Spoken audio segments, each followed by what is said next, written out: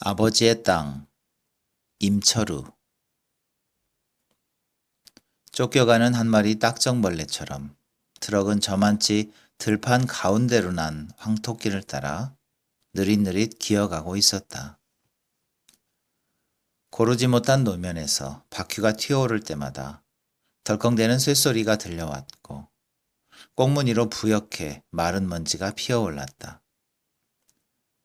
덮개 없는 트럭의 뒷칸에 홀로 쭈그려 앉은 채 실려가고 있는 녀석의 모습이 유난히도 자그맣게 오그라들어 있어 보였다. 뒷칸에 적재된 알루미늄 식강들이 이따금 섬뜩하리만큼 차가운 금속성의 광선을 되쏘곤 했다.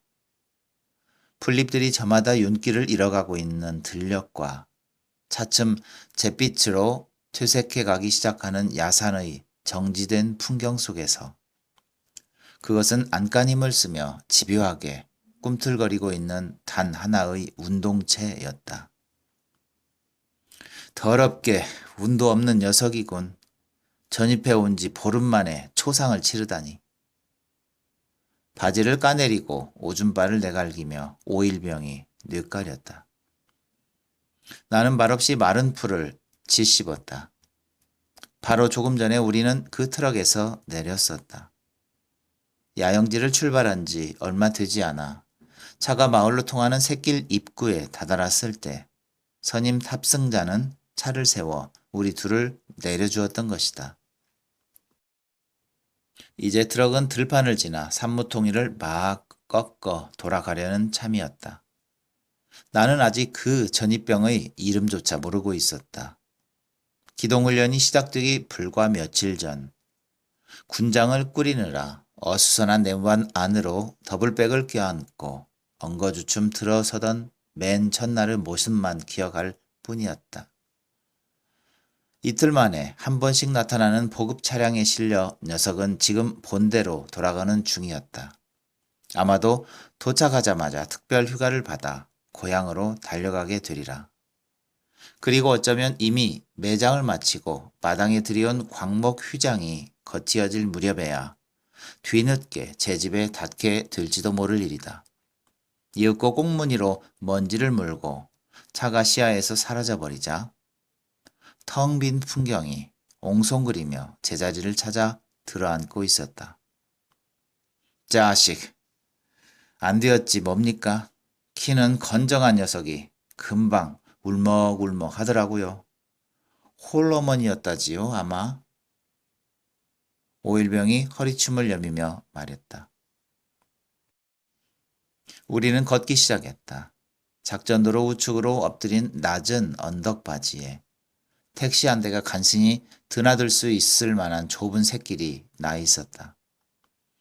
길 어귀엔 허리 높이로 세워놓은 콘크리트 표지판이 서 있고 거기엔 새마을 승공불악이라는 초록색 글씨가 흰 페인트 바탕에 엉성하게 적혀 있었다. 둘은 샛길로 접어들어 그다지 가파르지 않은 언덕을 걸어 올랐다. 길 아래로 흐르는 작은 시내는 바짝 말라붙어 있었다. 떡갈나무며 오리나무 따위의 관목들이 드문드문 깔려있는 후미진 어귀를 돌아 언덕 등성이를 막 올라섰을 때였다. 벼랑간 눈앞에서 무엇인가 여러 개의 시커먼 덩어리들이 한꺼번에 푸다다닥 허공으로 솟구쳐 올랐으므로 우리는 약속이나 한 듯 움찔 뒷걸음을 쳤다. 까마귀 떼였다. 길 양편으로 꽤 넓은 밭이 드러누워 있었다.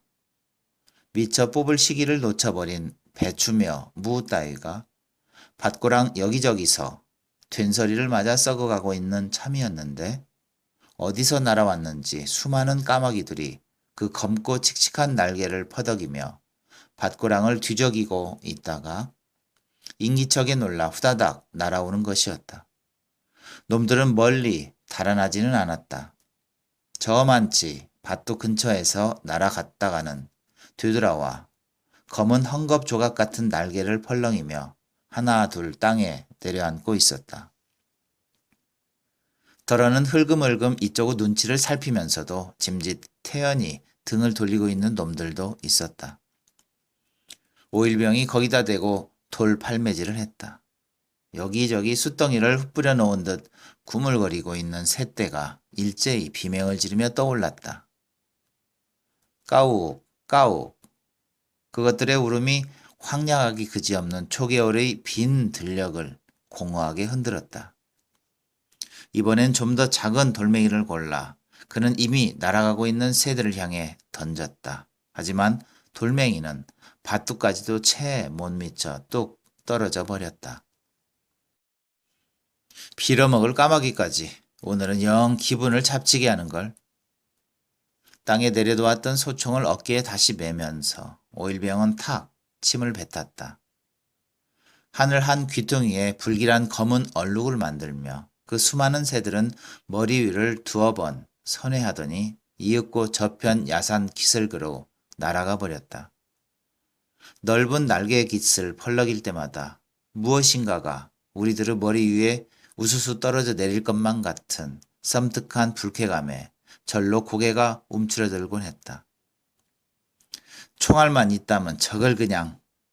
뭘 그래, 오랜만에 보니까 까마귀도 반가운걸. 반갑다고요?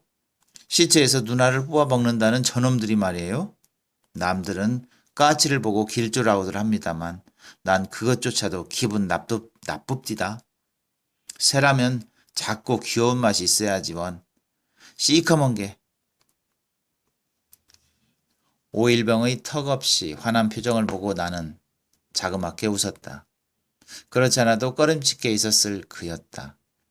땅을 파다 말고 꽥 비명을 지르며 삽자루를 내동댕이 친 채 달아나던 아까의 모습이 떠올랐다. 괜찮아 임마.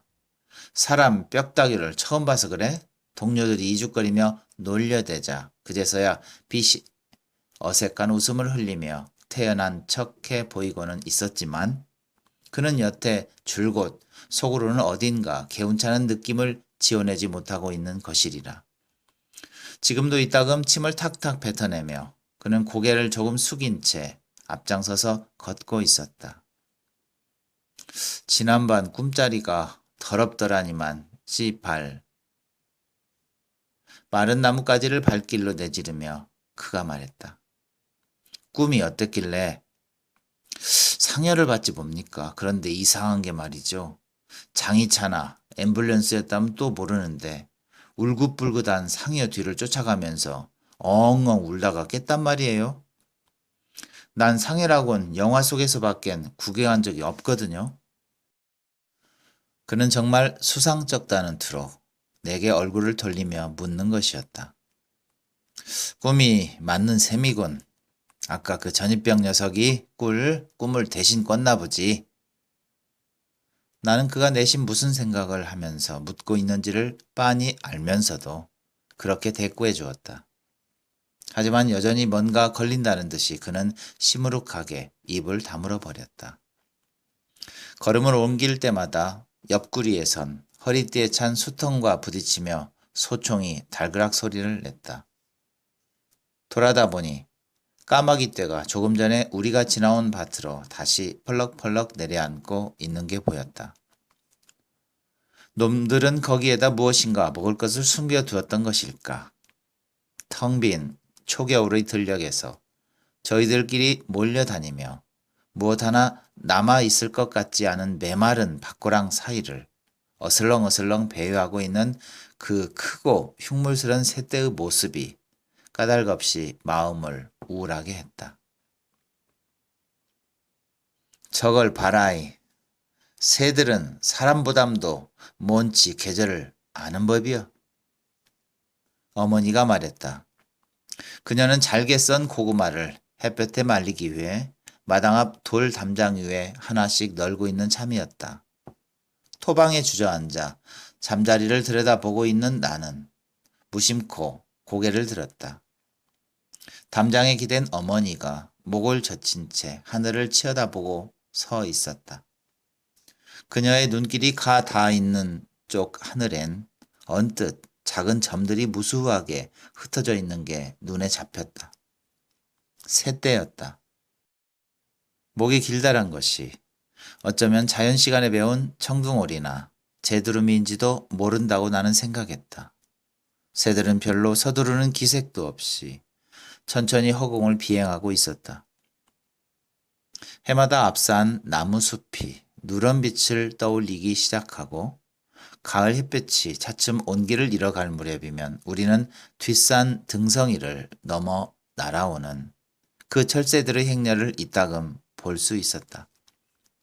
그것들은 대단히 높다랗게 떠서 목을 길게 잡아뺀 채 끊임없이 날아가고 또 날아가곤 했다. 나는 새들이 그렇게 우리 마을을 지나서 앞산 너머에 있는 바다를 향해 날아가는 것이라는 사실을 알고 있었다. 얘야, 저것은 북쪽에서 날아오는 철새란다. 날씨가 추워지면 따뜻한 남쪽으로 내려왔다가 봄에는 다시 고향을 찾아가는 것이여. 어머니는 넉나간 사람처럼 하던 일을 잊은 채 아직도 고개를 길게 빼내리고 하늘을 치어다보며 그렇게 말하는 것이었다. 그건 나도 학교에서 배워서 다 아는 얘기였다. 그 새들은 바닷가나 강 기슭에서 잔 물고기며 우렁이, 조개 같은 것들을 먹고 산다는 것조차도 알고 있었다. 그렇지만 나는 그녀의 말을 함부로 가로막지는 않았다. 이전에도 벌써 그와 똑같은 말을 여러 번 들어왔던 까닭이었다. 이제는 그것이 어머니 혼자서 외는 주문 같은 것인지도 모른다고 나름대로 여기고 있는 터였다. 나는 다시 잠자리의 날개를 무릎 새에 끼우고 녀석의 발에 실가락을 묶기 위해 정신을 모았다. 잠자리가 누나를 뒤룩거리며 연신 발을 오므락대었으므로 실을 잡아 묶기에 애를 먹었다. 나는 그놈을 이용해 다른 잠자리들을 유인할 작정이었다. 한참 후에까지도 어머니는 그렇게 멍하니 서서 하늘을 치어다보고 있었다.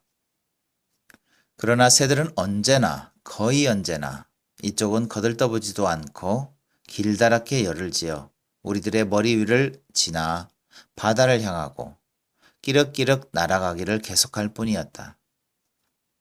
그때마다 나는 공연히 화가 치밀어 새들을 향해 주먹 감자를 날려보내곤 했는데 어머니는 그 새들이 마을 들판을 지나고 멀리 맞은편 산꼭대기 너머로 가물가물 사라져 버릴 때까지 오래오래 그 자리에 붙박인 듯 서 있는 것이었다.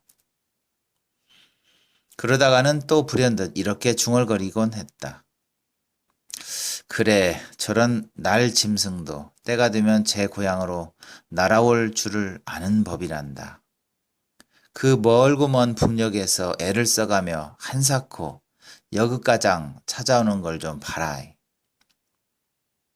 그럴 때면 어머니는 영락없이 무엇인가 홀려있는 사람 같았다. 그것은 꼭 나더러 들으라고 하는 말은 아니었다. 어쩌면 한 줄로 길다랗게 혹은 기역자나 화살표꼴로 대열을 지어서 날아가는 새들을 향해 하는 말 같기도 했고 아니면 당신 혼자만 아는 그 누군가와 나직하게 주고받는 얘기 같기도 했다. 저만큼 옹기종기 모여 앉은 인가가 눈앞으로 성큼 다가왔다. 대략 30여 호나 될까? 산 골짜기를 타고 내려와 마을 앞을 돌아 흐르는 실개천 뚝 위엔 이파리를 모두 떨구어낸 껑충한 미루나무들이 듬성듬성 서 있었다. 이 즈음엔 어딜 가보나 그렇듯 허름한 집체 위에다가 슬레이트나 함석 따위만 덜렁 씌워놓고서 거기에 원색 페인트를 덕지덕지 개어 바른 탓으로 오히려 생경하고 조악해 보이기까지 하는 그런 모습을 그 마을도 예의 없이 지니고 있었다. 강원도 산관치고는 비교적 평탄한 인근의 밭되기를 일구며 그럭저럭 살아가고 있는 눈치로 첫눈에도 가난해지던 벽촌의 모습이었다. 외딴 집 하나를 지나쳤을 때 담장도 없는 허름한 그 집 토방에서 개 한 마리가 불쑥 튀어나오더니 우리를 보고 깽깽 짖어댔다. 바싹 마르고 못생긴 잡종 개였다. 마을 초입을 들어서니 작은 구멍가게가 눈에 띄었다. 아마도 유일한 가게인 모양으로 담배라고 쓰인 양철 표지가 기둥에 붙어 있고 그 곁에 빨간 우체함도 걸려 있었다. 우선 거기서 물어보는 게 좋을 것 같았다. 지독히 낡고 엉성한 유리문은 닫힌 채로였다. 온통 빈집들 뿐인가 싶게 주인은 인기척이 없었다.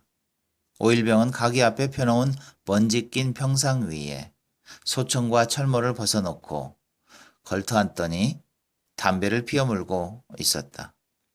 나는 유리문 안을 들여다보았다. 창살마다엔 먼지가 켜를 이루고 있었고 안에는 아무도 배지 않았다. 밀어보니 문은 잠기지 않은 채였다. 가게라고 해야 건빵 부스러기 따위가 대부분인 싸구려 과자 봉지들이 종이 상자에 담겨져 있었고 소주병과 라면, 비누, 성냥, 고무줄 정도가 진열품의 전부였다. 몇 차례 부르고 나서야 때 묻은 창호지가 너덕너덕 붙어진 쪽문이 반쯤 열리고 사람의 머리통 하나가 삐죽이 나타나는 것이었다. 흰 머리카락이 반이나 섞인 노파였다. 누굴 찾으시오? 노파는 이쪽이 군복 차림을 확인하고 나자 꿈지럭거리며 문턱 가까이 다가와 앉았다. 여전히 문고리를 한 손으로 쥔 채로였다. 어슴푸레한 방 안에 다른 누가 또 있는지는 알 수 없었다. 바닥에 깔린 꾀재재한 이불 자락이 내다 보였다. 실례합니다. 좀 알아볼 말씀이 있는데요. 무슨 일인데 그러시오? 철모를 벗어들고 나는 불어웃는 표정을 지어 보이려 했다. 노파는 이쪽을 아직 경계하는 듯한 눈치였다. 나는 마을 이장집을 물었다. 이장? 무엇 때문에 찾는지는 모르겠수만 지금 가본들 이장은 못 만날 텐데. 그제서야 노파는 문고리를 잡고 있던 손을 내렸다. 그 통에 쪽문이 소리를 내며 비스듬히 젖혀져 버렸다. 아침나절에 여기 들렀었는데 읍내에 볼 일이 있는 모양입디다. 막차는 해질녘이나 올 테니까 한참 멀었고. 뭐 꼭 이장님이 아니더라도 좋습니다. 마을 어르신들 중에서 아무나 좀 뵈었으면 합니다만. 나는 눈곱이 꾀적꾀적한 노파의 실눈을 바라보며 약간 답답한 느낌으로 말했다. 그때 방 안에서 인척이 있었다. 왜 그러시오? 작달만한 키의 노인이 헛기침을 하며 문 밖으로 걸어 나왔다. 그때까지 방 안에 누워 있었던 모양이었다. 첫눈에도 병중이 아닌가 싶은 안색이었지만 평생 흙을 일구며 살아온 촐로답게 주름살이 팬 이마엔 아직 강건함이 엿보였고 나를 쏘아보는 눈초리에도 어딘가 힘이 있었다. 나는 우선 우리가 마을 가까운 산기슭에서 며칠 전부터 야영 훈련 중인 부대의 일원임을 밝혔다. 그런데 실은 오늘 오전에 참호를 파다가 우연히 사람의 유골을 발견하게 되었습니다. 유골이라고? 노인이 문득 고개를 쳐들었다. 노인의 그 말에 오히려 방문에 붙어있던 노파가 엉덩이를 들썩하고 일어서려 했다. 네, 틀림없는 사람의 뼈였습니다. 하지만 애초에 그런 줄 알았으면 누가 삽을 대었겠습니까? 누가 보더라도 묘라기엔 너무 반듯한 평지였지요. 근처엔 다른 묘 같은 것도 전혀 없었고요.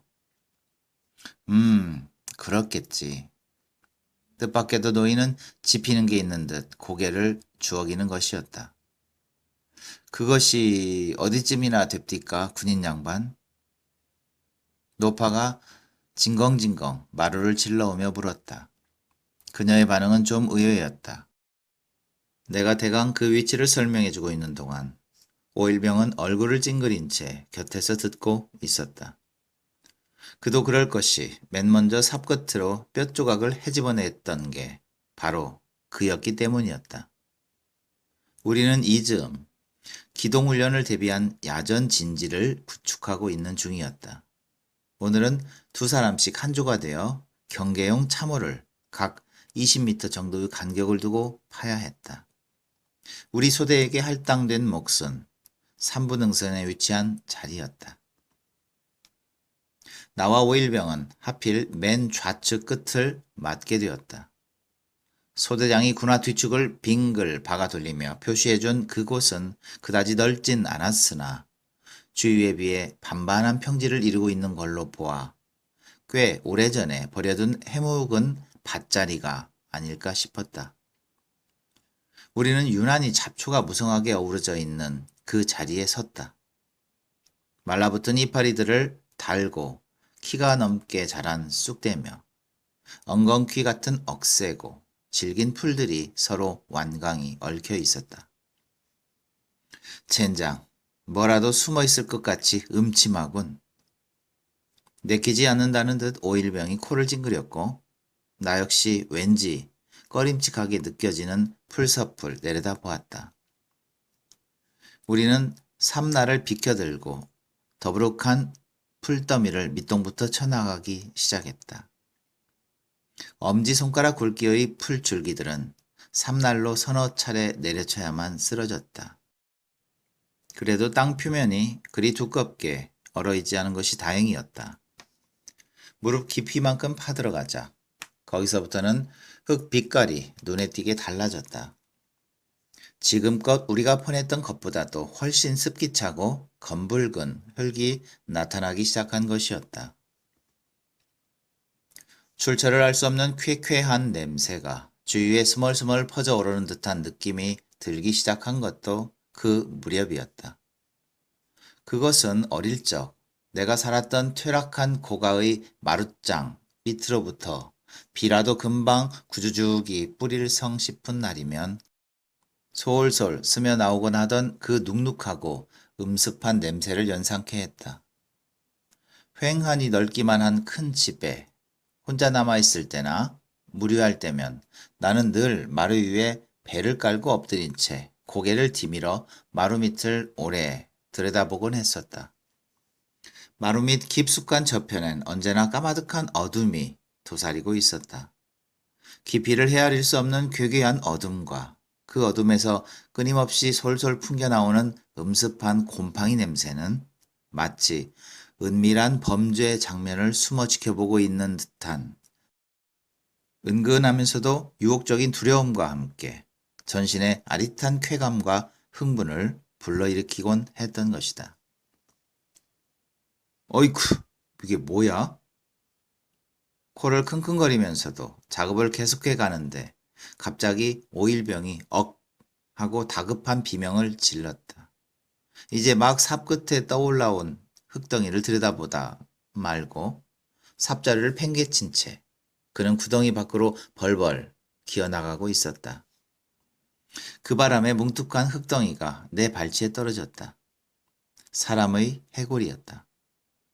눈알이 있던 자리엔 꺼멓게 뚫린 두 개의 구멍이 흙더미 속에 박힌 채 나를 쏘아보고 있었다. 동료들이 달려왔고 잠시 후엔 소대장과 인사계까지 구경거리라도 만난 듯 끼어들었다. 소대장은 그걸 다시 제자리에 아까처럼 파묻어 버리라고 말했다. 그런데 인사계 김중사가 손을 저으며 나섰다. 저 모르시는 얘기입니다. 아무리 족보 없는 유해라고 해도 조상을 그리 함부로 대하는 법이 아니에요. 이런 일이 우연 같지만 알고 보면 그게 다 인연이 다 일이 된 것을 누가 압니까? 잘못하다간 자칫 복이 될 것을 화로 바꾸게 될지도 모릅니다. 그러면서 인사계는 이와 비슷한 경우를 자기도 두어 번 겪었는데 굴러다니는 뼈조각이라도 함부로 내팽개쳐버린 다음엔 반드시 뒤끝이 곱지 않아노라는 이야기를 들어놓았다.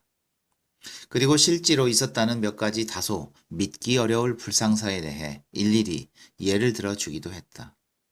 심심하면 아무나 붙잡고 운을 봐주겠다며 손바닥을 벌려보곤 하던 그였다. 결국 우리는 관도 없이 묻혀있던 그 뼈조각을 조심스레 파내기 시작했다. 유골은 비교적 온전하게 제 모습을 갖춘 채 묻혀 있었다. 고작 무릎 깊이만큼의 흙 속에 묻혀 있었다고는 믿어지지 않을 정도로 가지런했다.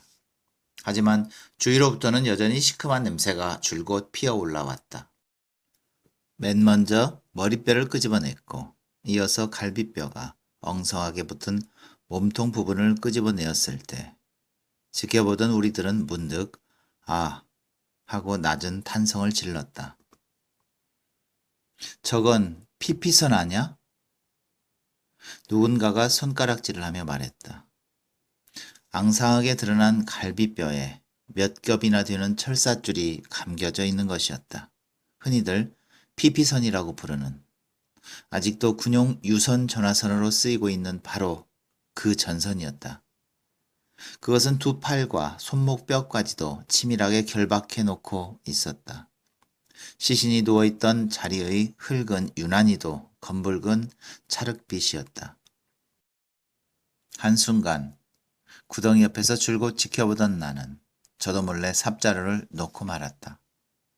삽은 미끄러지며 구덩이 속으로 곤두박질 쳐 떨어지고 있었다. 모를 일이었다. 몇 겹으로 뭉쳐진 채 결박해 놓고 있는 그 검고 가느다란 철사줄을 바라보는 순간 나는 불현듯 어머니의 주름진 얼굴을 보았던 것이었다. 저걸 좀 봐라이. 새들도 때가 되면 고향으로 돌아올 줄을 아는 법이여. 담장 모서리에 비스듬히 몸을 기대어 서서 하늘을 치어다보며 어머니는 그렇게 중얼거리고 있었다. 그것 보라고요. 영감. 내가 아까 뭐랍니까? 어쩌죠 꿈에 글쎄 그 어르신네를 보았다니까요. 노파가 허둥대는 음성으로 노인을 향해 말했다.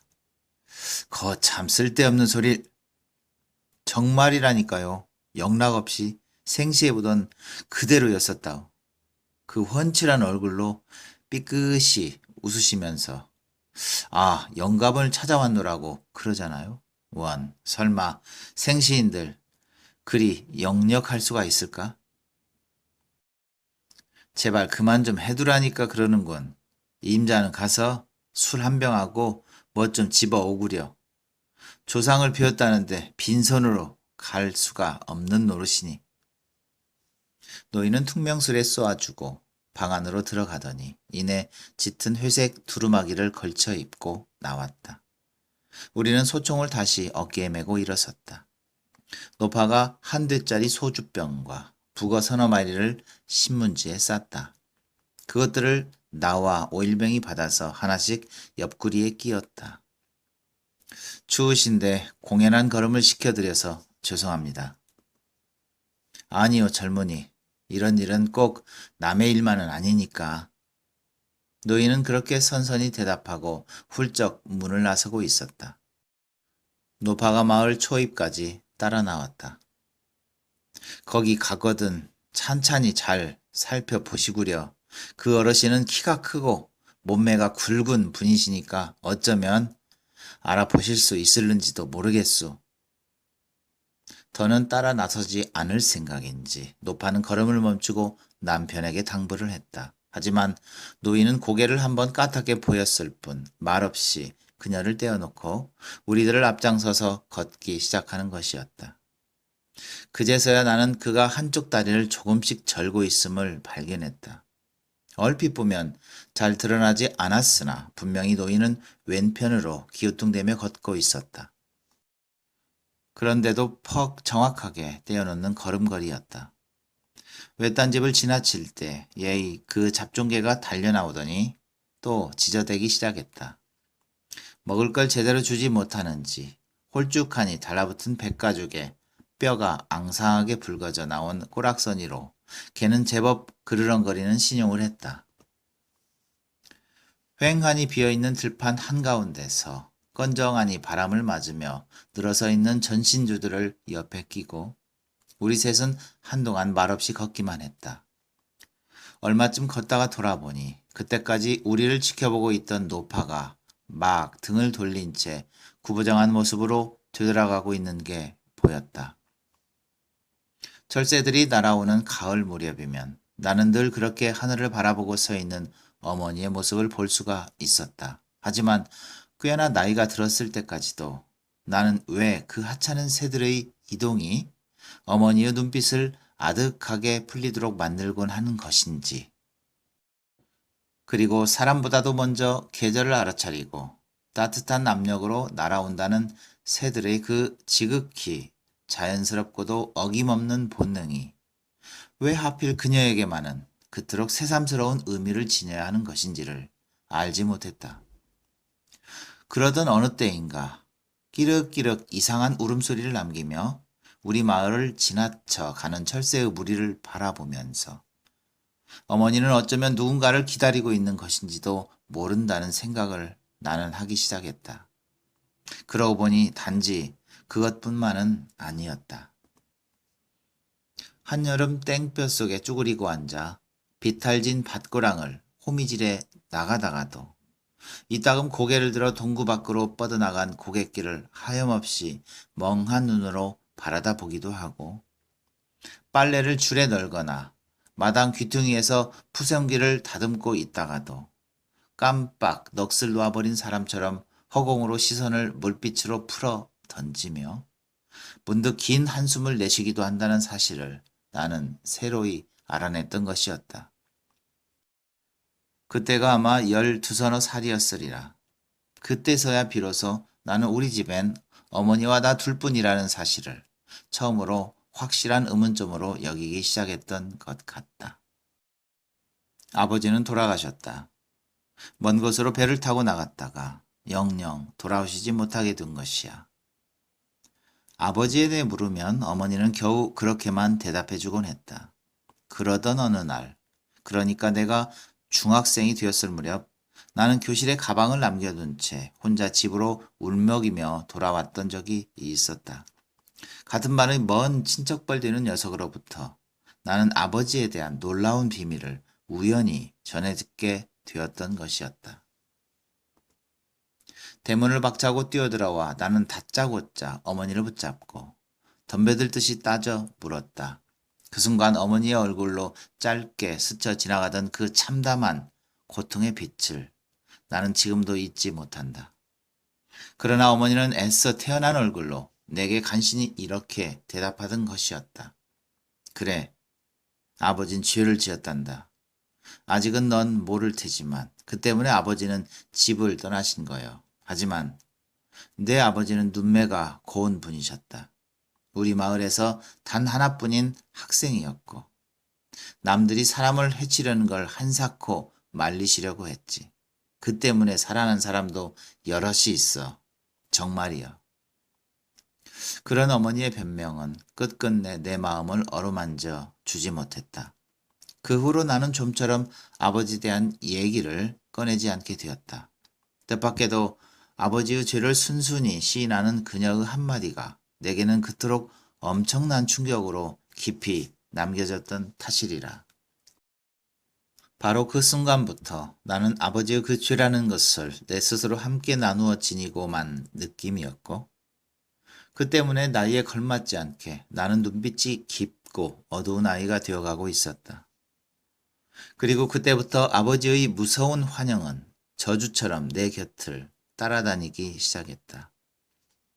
그는 언제나 시커먼 어둠 저편에 숨어서 음산하기 그지없는 눈빛으로 나를 쏘아보고 있었다. 그는 어디에나 숨어 있었다.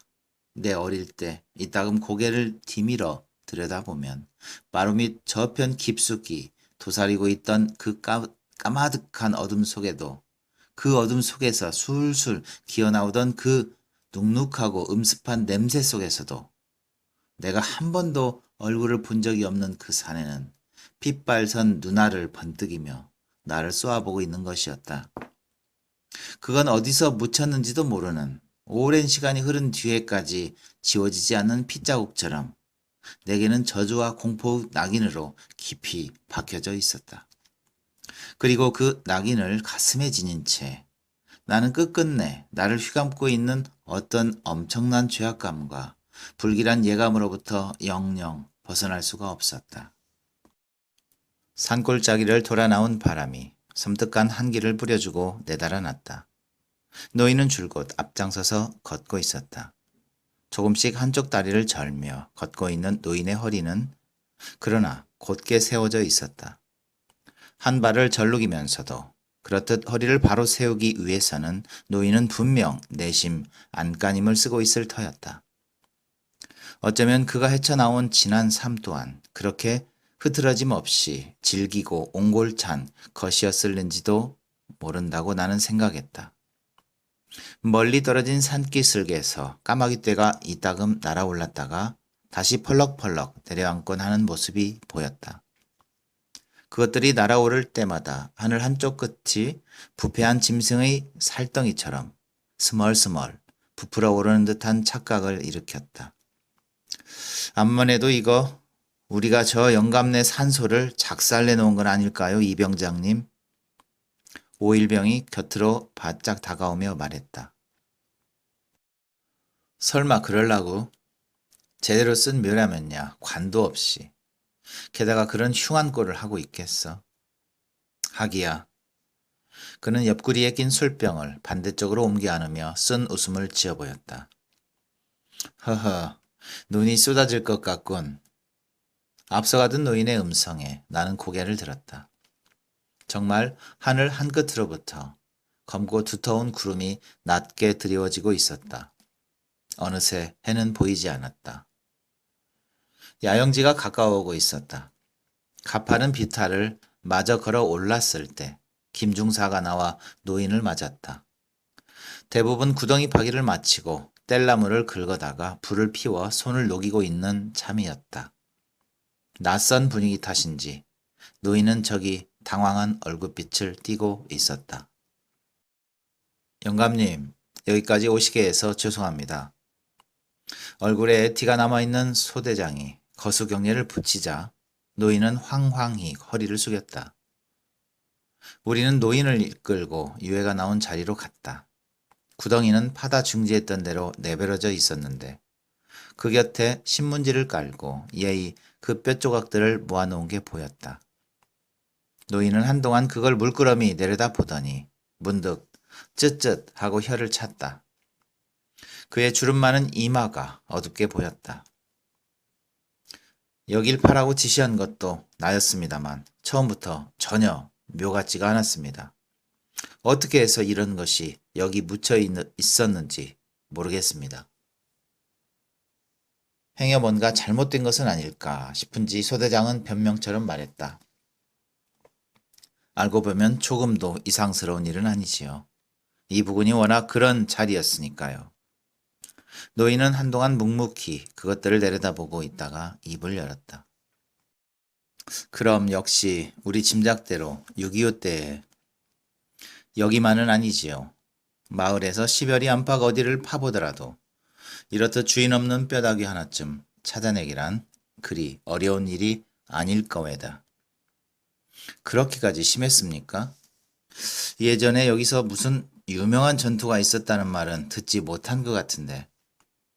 부쩍 호기심을 보이며 되묻는 소대장의 앳된 얼굴을 흘낏 쳐다보더니 노인은 몸을 돌려 짧은 동안 먼 산을 응시하는 것 같았다. 하기야 그게 어디 꼭 이 마을에 한한 일이겠소만 유난히도 여기선 사람 죽는 꼴을 지겹도록 지켜본 셈이지요. 저기를 보시구려. 노인은 손가락을 들어 멀리 산을 가리켰다. 반도의 등줄기라고들 하는 태백산맥의 거대한 모습이 잔뜩 찌푸린 하늘 한쪽을 가리운 채 몸을 틀고 엎드려 있었다. 그러고 보니 사방 어디에나 험준한 산으로 시야가 꽉 막혀있는 지형이었다. 어디를 향해 나아가든지 이내 깎아 세운 듯한 산허리에 맞부딪히고 말 게 뻔했다. 저기가 바로 태백산맥의 원 등줄기인 셈이요. 저길 타고 올라 등성이만 따라가노라면 남북으로 지리산에서부터 금강산까지 곧장 이어져 있다고들 하지요. 예전엔 하늘이 뷰지 않을 만큼 울창한 산이었소. 우리는 노인의 손가락 끝을 따라 시선을 움직였다. 거대한 파충류의 등허리처럼 꿈틀거리며 뻗어져 나온 산맥의 등줄기는 곧바로 마을 북쪽에 마주배는 산으로 잇닿아 있었다. 그런데 그 산엔 사람의 힘으로는 도저히 건널 수 없는 깎아지른 벼랑이 병풍처럼 둘러쳐져 있다는 것이었다. 때문에 어쩔 수 없이 그 절벽을 멀리 돌아 나가자면 자연히 이 마을 근처를 지나가게 된다는 것이었다. 노인의 말로는 그게 바로 문제였다고 했다. 전쟁이 끝나갈 무렵부터 낯선 사람들이 밀어닥치기 시작했더라는 것이었다. 전선이 훨씬 남쪽으로 내려갔을 땐 정작 총성조차 뜸하던 마을은 느닷없이 쑥밭이 되다시피 했다. 산사람들은 주로 밤에만 나타나 식량이며 옷가지를 약탈해 갔고 때로는 길잡이로 쓰기 위해 마을 주민들을 끌고 가기도 했다. 지리산에서부터 줄곧 걸어왔다는 패거리들도 있었는데 그들은 모두 한결같이 굶주리고 지친 몰골로 북쪽을 향해 도주하는 중이었다. 마침내 그들의 퇴로를 막기 위해 국군이 들어왔고 그때부터 전투는 산발적이나마 밤낮으로 계속되어졌다. 끝내는 소계령이 내려져서 마을은 이주를 하게 되었으나 그 와중에 주민들의 수요도 꽤 줄었지요. 노인은 밤새 총소리가 어지럽던 다음 날엔 들녘이며 산기슭에 허옇게 널린 시체를 모아다가 묻는 일을 해야 했다는 것이다. 전쟁이 끝났고 사람들은 마을로 되돌아왔다. 그리고 이름도 고향도 모르는 그 숱한 낯선 시신들을 묻었던 자리엔 해마다 키를 넘기는 잡초들이 무성하게 돋아나곤 했다. 그 때문에 몇 년 동안은 누구도 아예 감자나 무 따위는 밭에 심으려고 하지 않았노라고 노인은 말했다. 누군가가 헌타올과 신문지를 가져왔다. 노인은 뼈조각을 하나씩 집어들고 수건으로 흙을 닦아낸 다음 그것을 펼쳐진 신문지 위에 가지런히 정리해놓기 시작했다. 그렇다면 이 지도 아마 빨갱이였겠구만. 안 그래요? 소대장이 지휘봉의 뾰족한 끝으로 쿡쿡 찌르듯 유해를 가리키며 말했다. 인사계가 되물었다. 어째서요? 산을 타고 도망치던 빨치산들이 그리 많이 죽었다잖아. 이치도 보기엔 군인은 아니었을 것 같고 그렇다고 근처에 주민이었다면 가족이 있을 텐데 임자 없이 이리저리 팽개쳐 뒀을라고? 그걸 누가 압니까? 그때야 워낙 피차에 서로 죽고 죽이던 판인데. 그때였다. 쭈그려 앉아서 손을 움직이고 있던 노인이 불쑥 소리치는 것이었다. 어허, 대관절 그게 어떻다는 얘기요? 죽어서까지 원, 아무리 이렇게 죽어 누운 다음에까지 이쪽이니 저쪽이니 하고 그런 걸 굳이 따져서 무얼 하자는 말이요? 죽은 사람이 무엇을 알길래? 죄다 부질없는 짓이지. 쯧쯧. 노인의 음성은 낮았지만 강하고 무거웠다. 그러면서도 노인은 고개를 숙인 채 뼈조각에 묻은 흙을 정성스레 닦아내고 있었다. 무슨 귀한 물건 마냥 서두르는 기색도 없이 신중히 손질하고 있는 노인의 자그마한 체구를 우리는 둘러서서 지켜보았다. 모두들 한동안 입을 다물었고 나는 흙에 적셔진 노인의 손끝이 가늘게 떨리고 있음을 깨달았다. 땅속에 누운 사람의 잠을 살아있는 사람이 깨워서야 되겠소. 또 그럴 수도 없는 법이고 원통한 넋이니 죽어서라도 편히 눈 감도록 해야지. 그것이 산 사람들의 도리요. 하기는 이렇게 불편한 꼴로 묶여 있었으니 그 잠인들 오죽했을까만. 노인은 어느 틈에 꾸짖는 듯한 말투로 혼자 중얼거리고 있었다. 두개골과 다리뼈를 꼼꼼히 문질러 닦은 뒤 노인은 몸통뼈에 묶인 줄을 풀어내기 시작했다. 완강하게 묶인 매듭은 마침내 노인의 손끝에서 풀려졌다. 금방이라도 쩔꺽쩔꺽 쇳소리를 낼 듯한 철사줄은 싱싱하게 살아있었다. 살은 녹이고 뼈까지도 녹슬게 만든 그 오랜 시간과 땅 밑의 어둠을 끝끝내 견뎌내고 그렇듯 시퍼렇게 되살아나오는 그것의 놀라운 끈질김과 냉혹성이 언뜻 소름 끼치도록 무서움증을 느끼게 했다. 노인은 손목과 팔에 묶인 결박까지 마저 풀어낸 다음 허리를 펴고 일어서더니 줄묶음을 들고 저만치 걸어 나갔다. 그가 허공을 향해 그것을 멀리 내던지는 순간 나는 까닭 모르게 마당가에서 하늘을 치어다보며 서 있는 어머니의 가녀린 목줄기와 그녀가 아침마다 소반 위에 떠서 올리곤 하던 하얀 물사발이 눈앞에 떠올랐다가 쓰러져 버리는 것이었다. 나는 담배를 피워 물었다. 멀리 메마른 초겨울의 야산이 헐벗은 등을 까내놓고 죽은 듯이 엎드려 있었다. 사위는 온통 잿빛의 풍경이었다. 핑! 현기증이 일었다. 광주리를 머리에 인 어머니가 모래밭을 걸어오고 있었다.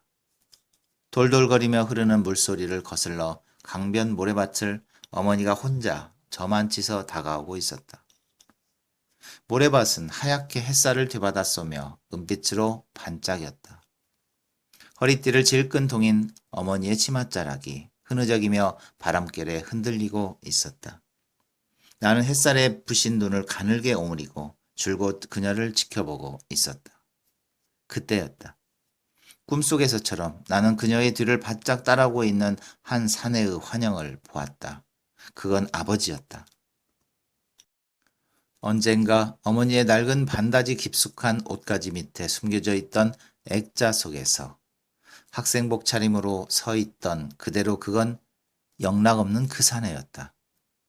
나를 어머니의 뱃속에 남겨놓은 채 어느 바람이 몹시 부는 날 밤 산길을 타고 지리산인가 어디로 황황히 떠나가 버렸다는 사내.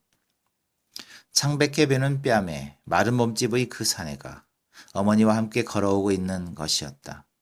놀란 눈으로 풀밭에 앉아 나는 그들을 지켜보고 있었다.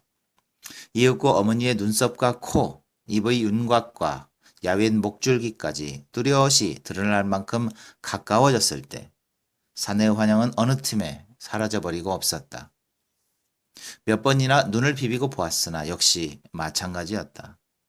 하얗게 반짝이는 모래밭 위로 어머니가 찍어내는 발자국만 유령처럼 끈질기게 그녀의 발꿈치를 뒤따라오고 있을 뿐이었다.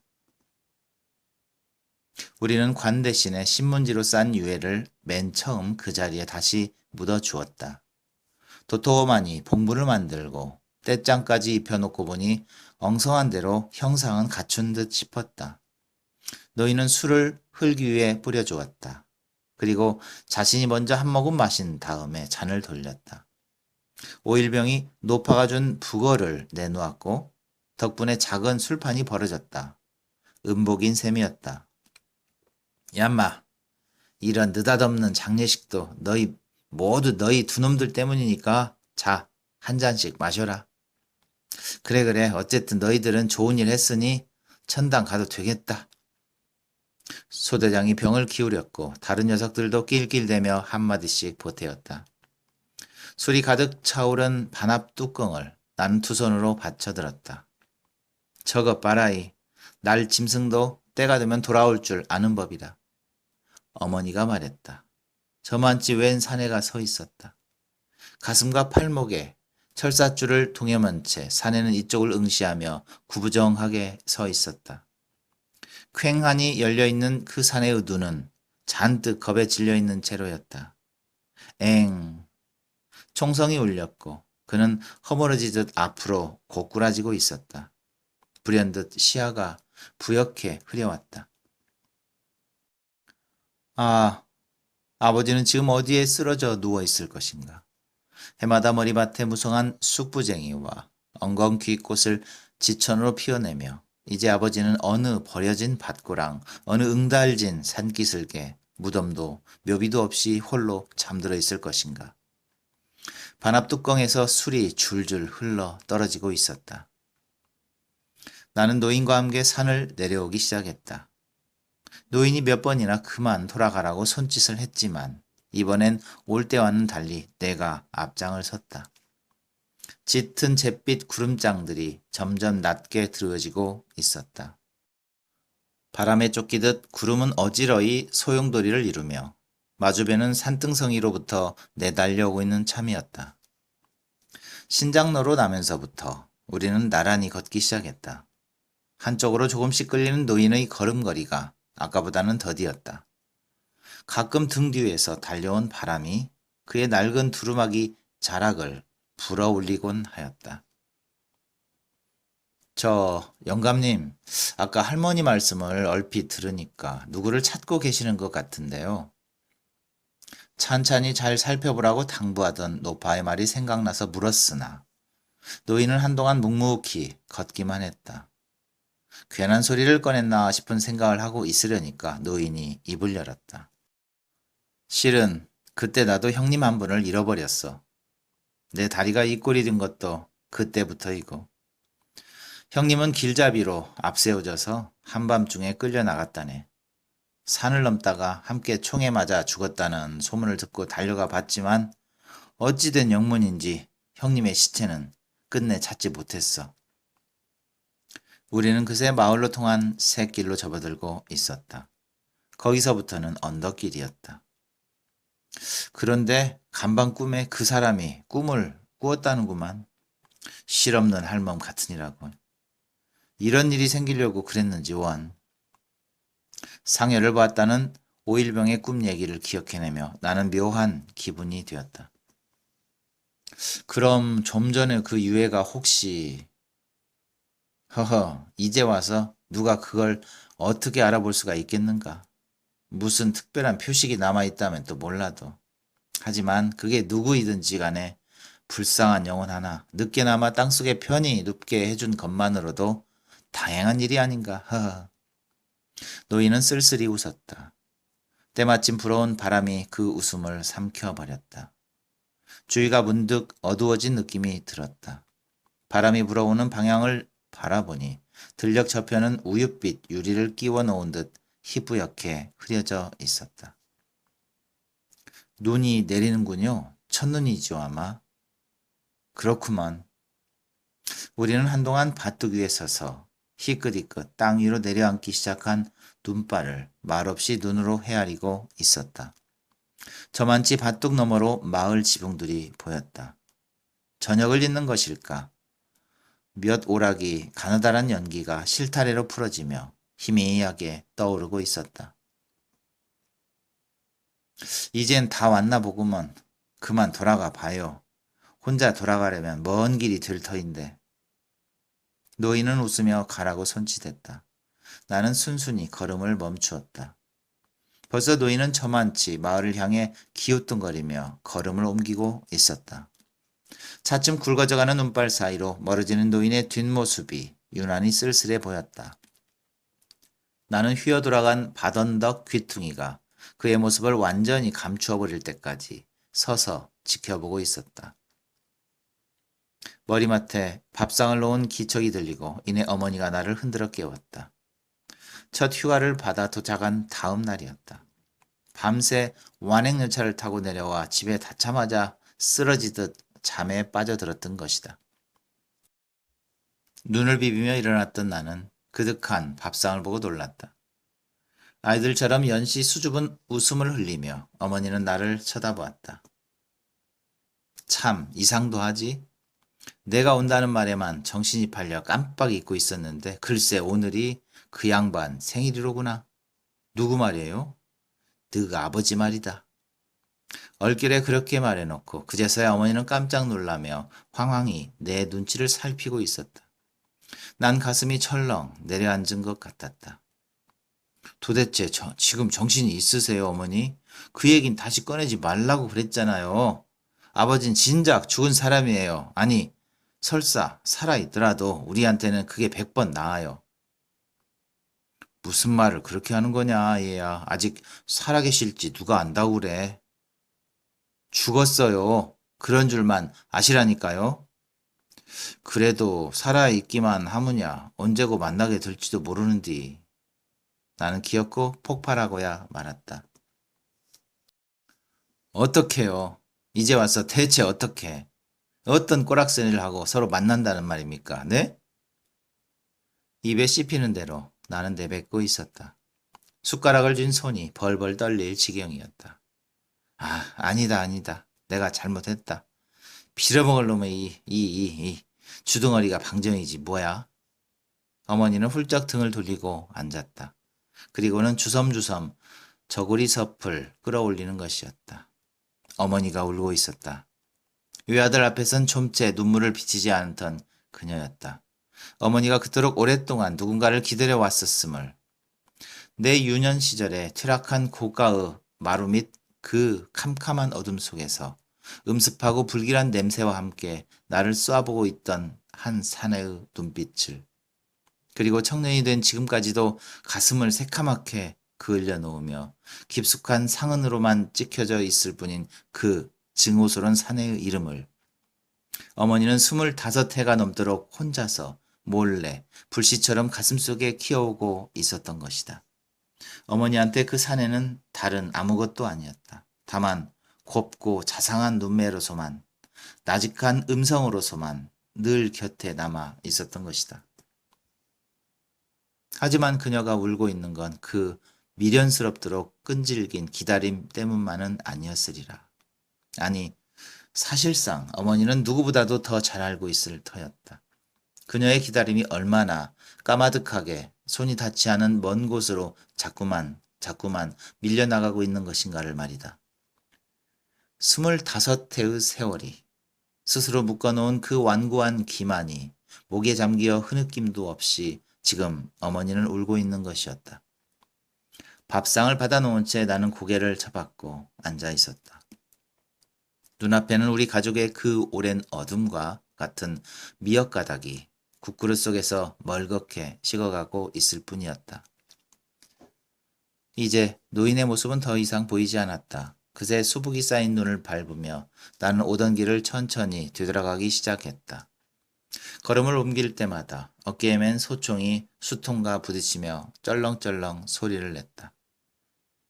나는 어깨로부터 전해오는 그 섬뜩한 쇠붙이의 촉감과 확실한 중량을 새삼스레 확인하고 있었다.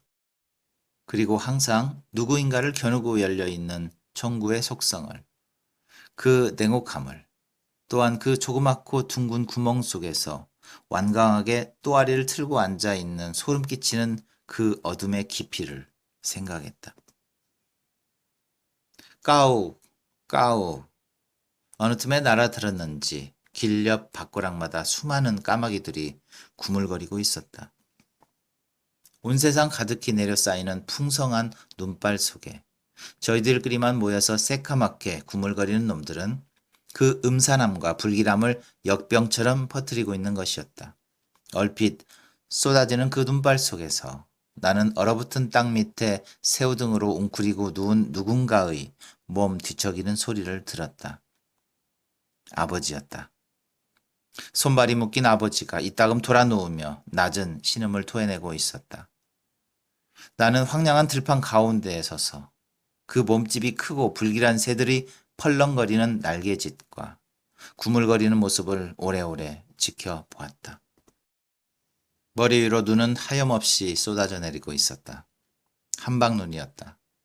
굵고 탐스러운 눈송이들은 세상을 가득 채워 버리려는 듯이 밭고랑을 지우고 밭둑을 지우고 그 위에 선 내 발목을 지우고 구물거리는 검은 새떼를 지우고 이윽고는 들판과 또 마주 바라비는 거대한 산의 몸뚱이마저도 하얗게 지워가고 있었다. 그것은 어머니가 새벽마다 샘물을 길어와 소반 위에 떠서 올려놓곤 하던 바로 그 사기 대접의 눈부시도록 하얀 빛깔이었다.